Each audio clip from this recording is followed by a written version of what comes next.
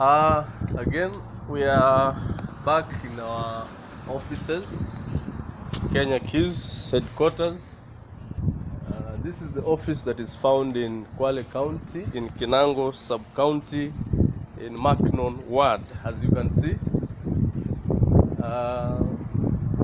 So many things has happened towards the transformation of lives of many students who went through this school, this NGO, and as part of showing love to them and appreciation, we came back again as a team to speak to some of them who actually went through the same process, who were sponsored by this organization, and finally they graduated in various fields. We are going to hear from them, and in between that, they also came up with an NGO, another group in between, by the name Hope Springs Foundation.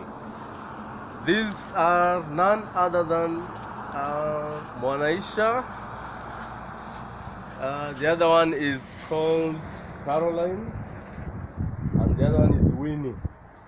So they are very much dedicated in this foundation that they normally interact in various schools, especially primary and high schools, dealing with girls, trying to see what are some of the challenges they are facing while they are in school, and actually come up with ways on how they can support in one way or the other. So welcome and hear the story and actually be inspired.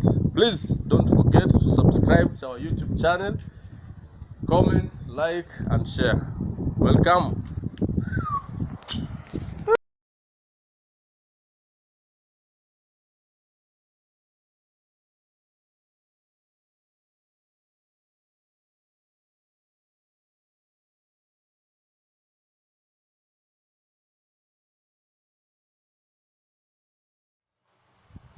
Okay, so today we are also privileged again to host 3 pioneers of Hope Springs project.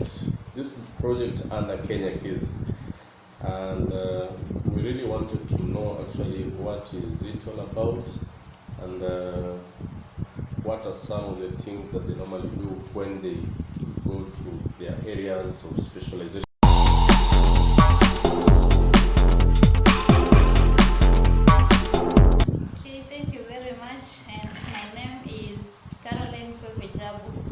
I'm Wanataka. Hi, I'm Winnie Kawi.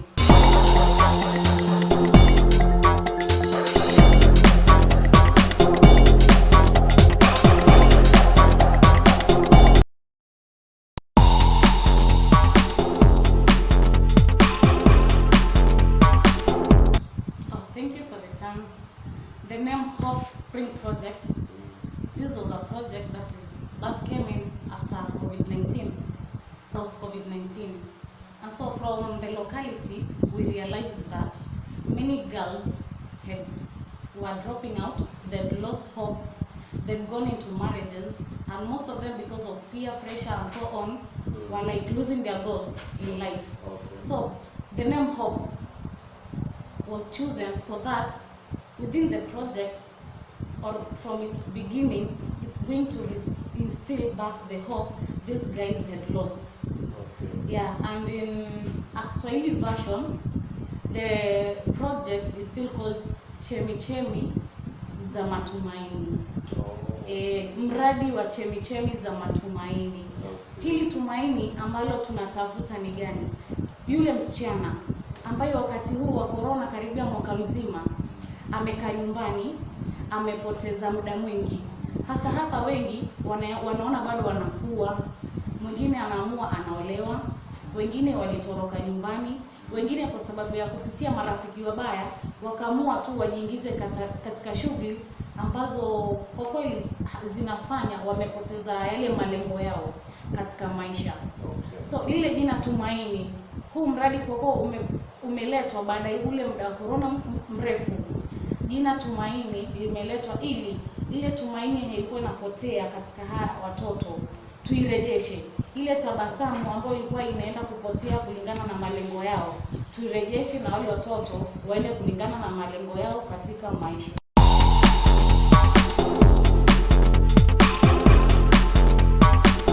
Okay, we do have the slogan, and our slogan goes like the ambassadors of hope, as it's told already by our colleague, that hope is like those children who had lost their morale of education. Now they're being restored back to school, so we are using them.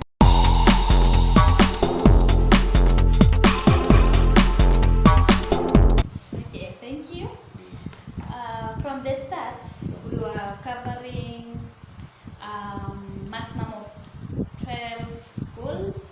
We had 9 primary schools and 3 secondary schools. And these are Taru Primary, Egu Primary.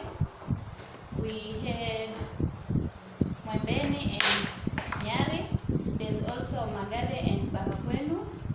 We have Nuru, Ileye, Ngalani Primary, and the secondary schools, we had Taru Secondary School, Ngalani Secondary School, and Macnon Road Girls Secondary Schools. And all these schools are within the Kenya Kids Service area. We have not yet extended our boundaries, so we are still under the Kenya Kids Service area.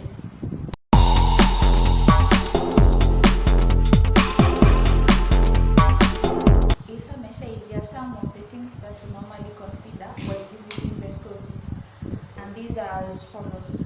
1, we normally create awareness to the girls that there's need to get education, and we also create a conducive environment to these girls, that despite that they are girls, according to our locality, normally girls are considered as they're not supposed to go to school.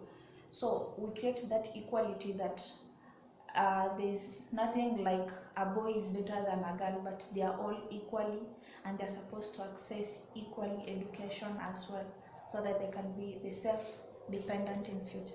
Yes, I would like to add something on that. We also have we have drafted a curriculum where we are teaching this. We were teaching the girls on things like life skills, and under life skills we were teaching them on how to communicate, self-awareness, decision making and problem solving, as well as how they can be assertive.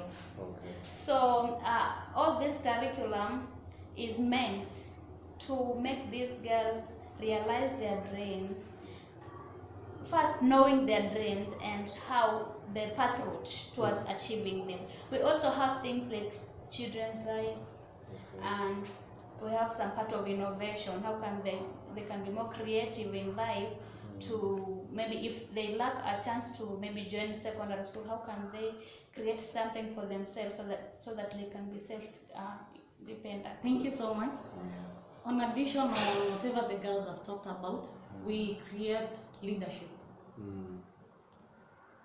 The girls in the school have been demoralized for a very long time. So through us, when they see us very brave, and that we've made it in life also through education, they have the power, and they know them as girls too can make it to wherever we are.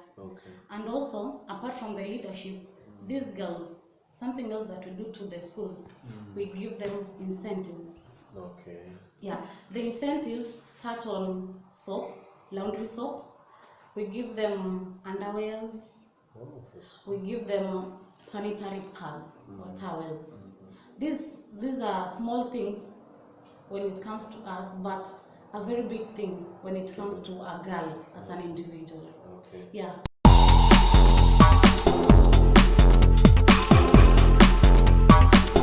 Initially, the project started as a girls project.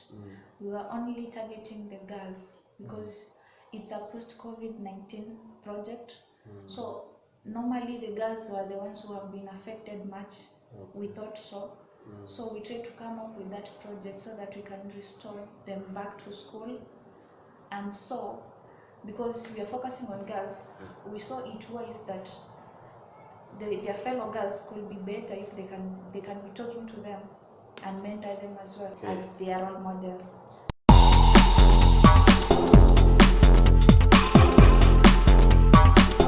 Okay, what I can say is,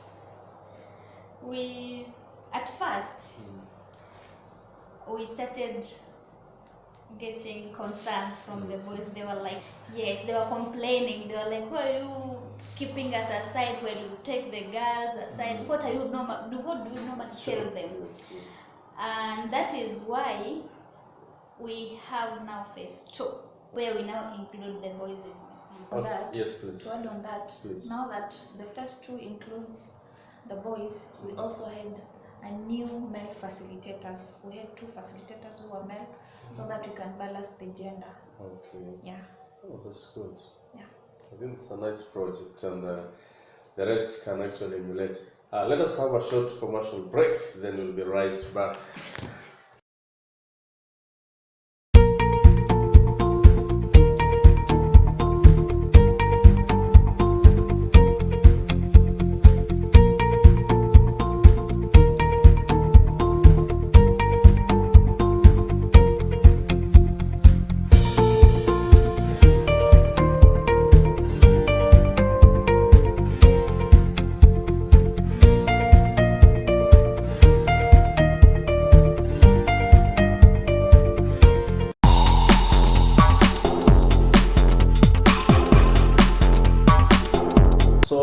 Welcome again to the next part of this interview with our girls, the pioneers of Hope Springs project.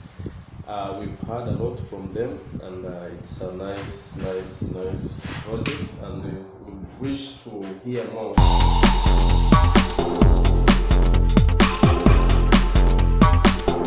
Okay, thank you.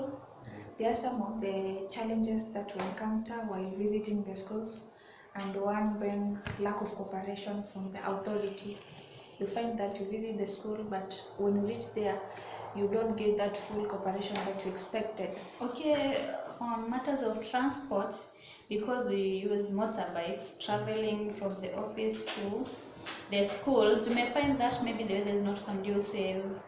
Maybe it will rain and we have to reach the schools, so we get rained on, sometimes we get sick. And also on matters of financial is a challenge because we have very minimal donors. Okay. So even whatever we go and give the students may not be enough, so we just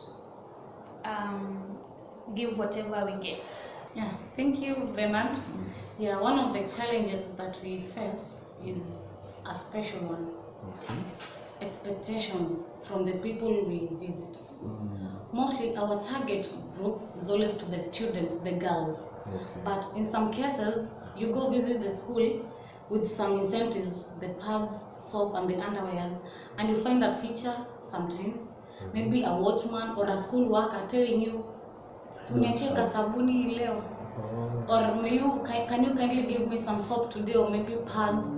You see, so it's like they also need some help, but whom are we targeting? The girls. Yeah, so that becomes a challenge too.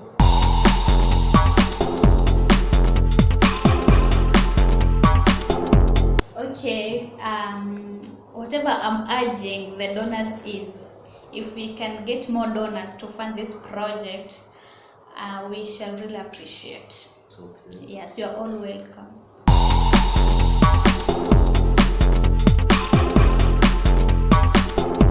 Azimio langu ni kwamba katika huu mradi wetu lengo letu ni kusaidia ule mtoto, msichana. Okay. Kupitia ule mtoto tuna matumaini ya kuwa tukimsaidia na hichi kidogo ambacho tuko nacho, kesho yake itakuwa bora zaidi. Kama hii sabuni anakosa shuleni kwa sababu amekosa hii pad, hizi sodo ama ile sabuni viungo zake ni chafu, tukimpa ile sabuni, tukimpa zile sodo, tukimpa ile suruali ya ndani, atavaa na atakuwa na courage ama confidence ya kuwa pale shuleni na kusoma bora zaidi. Okay. So kwa wale wakubwa ama wale walimu ama wafanyikazi, tafadhali tusaidiane lakini vumilieni. Funding, Okay. funds. Oh. Funds are not enough, and always they are not enough. They are scarce in nature.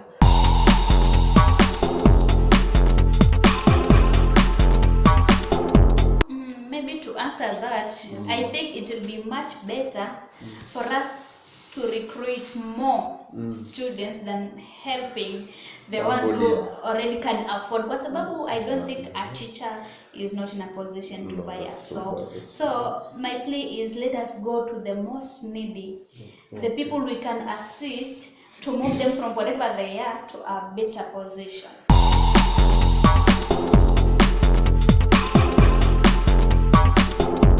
So due to that, we decided to come up with a sample in each school, 20 girls.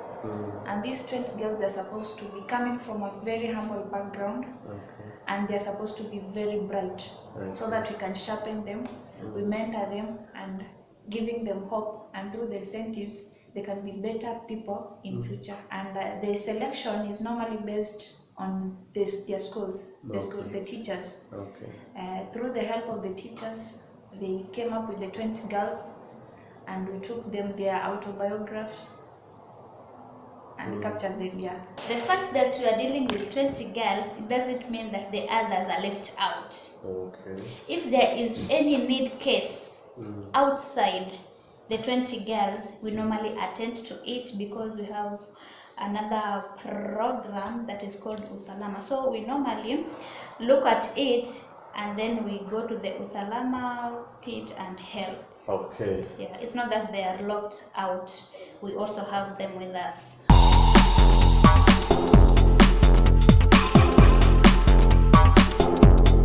The project started on February 2021. We started with the first phase, where it took 6 months. So from February to August, that was the end of phase 1. We graduated the girls, and we give them certificates with some of the their last bunch of incentives. And on September, we started a phase 2 of the project, where we included boys. So the phase 2 include 10 girls and 10 boys.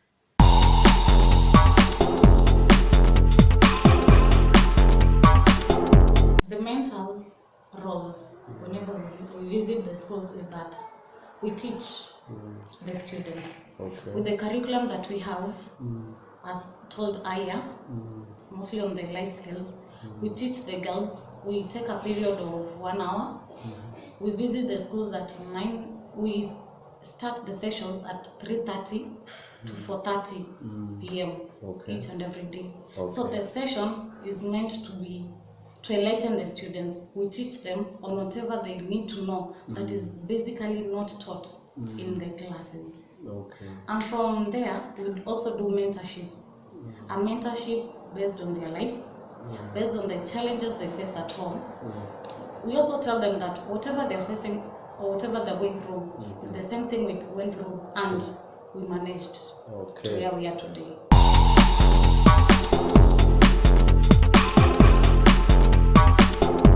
It's a common case. It's very common. It's always happening that in most of the schools, English is a problem to some of them.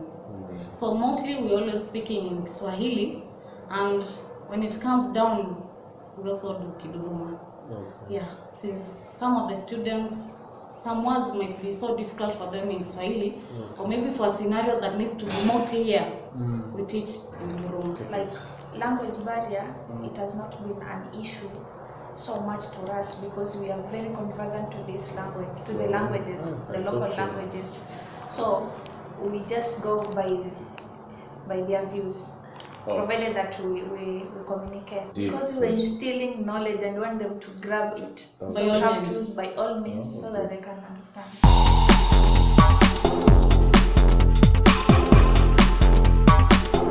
Thank you.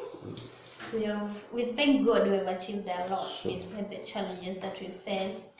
Okay, through the trainings and mentorship that we've been providing the girls with, we have had girls opening up their stories. We had cases of girls getting pregnant, and they came up, opened up their stories, and we wrote those stories, and then we shared with others, and through those stories we got others being inspired, and others who are at home because they maybe of early pregnancy, they took them that chance and went back to school.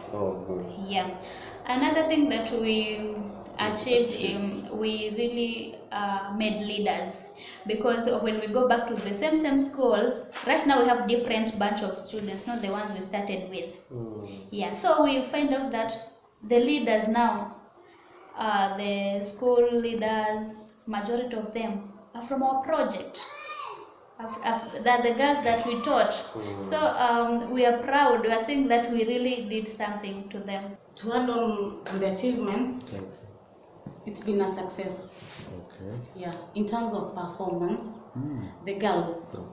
While we started the project, actually, we could find out that most of the girls used to get very low marks. But for the first one, by the end of July, or rather August, in most of the reports, the teachers used to report a very good improvement from most of the girls. They are now getting 300 marks and above, unlike before where they used to get 250s. So, in terms of performance and education-wise, we've made it. Hygiene. Remember, we are giving them soaps. We are giving them sanitary towels. So they have greatly improved, even by the look of them. Just the appearance, you can tell.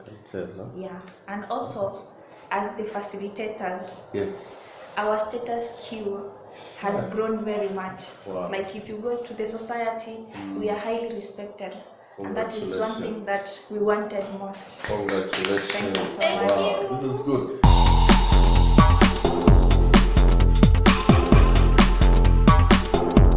Hope Spring actually is a project. And it's a temporary one. We'll be much grateful if it will reach a time that it will become a permanent program in the schools. Yeah. And maybe to achieve this, we may need more funding and so many things. Yeah.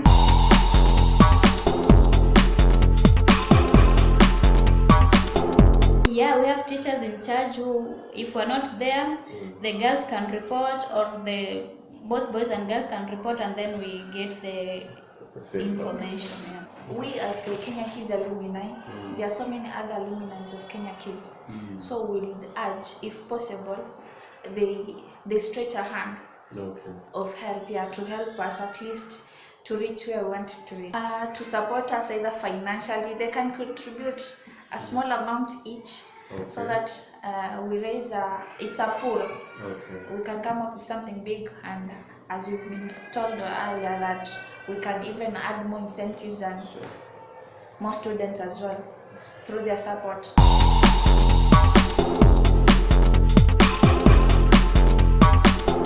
We had that idea at first, but because of financial constraints, we did not manage to.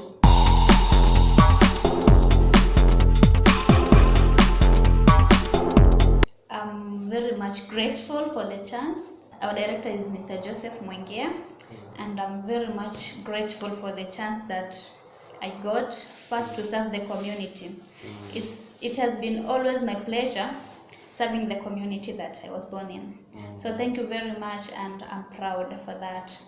Whatever I want to tell you is, please, if it's within your power, can you kindly organize for this project to be a permanent thing, so that we can touch more lives within this area.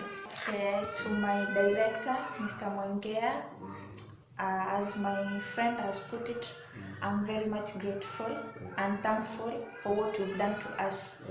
I know there are so many people out there hustling and they are educated, but we are very much thankful that immediately after campus we managed to get a contract. So I would like to tell you that if possible, that stipend that you're giving to us, which you are much thankful, but if you can add something on top of it, I'll appreciate much better. To our director, Mr. Joseph Mwengea, Thank you so much for the chance. Okay. This is a chance that everyone else has been wishing for. And out of your own means, you saw that the three of us were the best for this. Okay. Thank you for the chance, and it's a promise that we're making to you. We are never going to fail you in this. For this chance that you took and saw that of all the people in this community, we can do this better. Okay. I assure you that these are the right people for this thing, or rather this project, Yeah. and we'll never fail you. We're going to make you the best director or the best father ever. Wow. Thank you, and may God always bless you. Amen.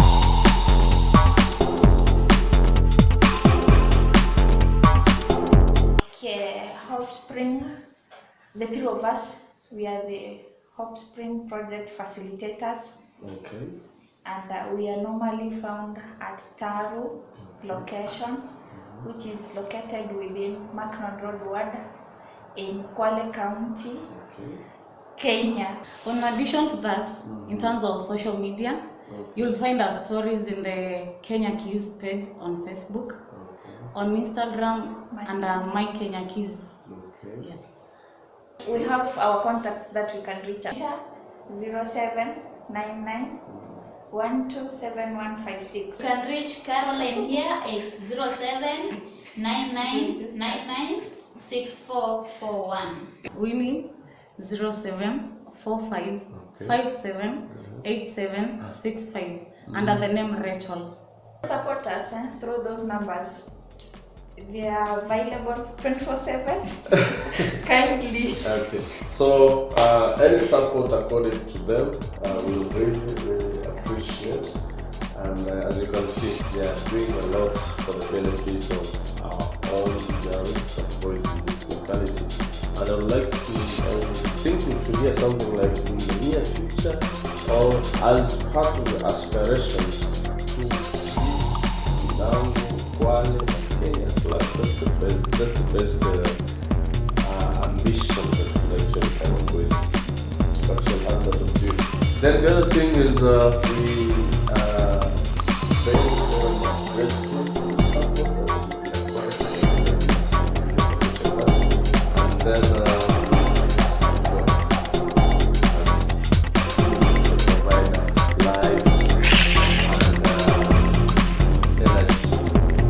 for you to sustain all the difficulties and ask dramatic commission. So we've come to the end of this show. We are very much grateful. Please don't forget to subscribe to our YouTube channel, comment, like, and share. Bye.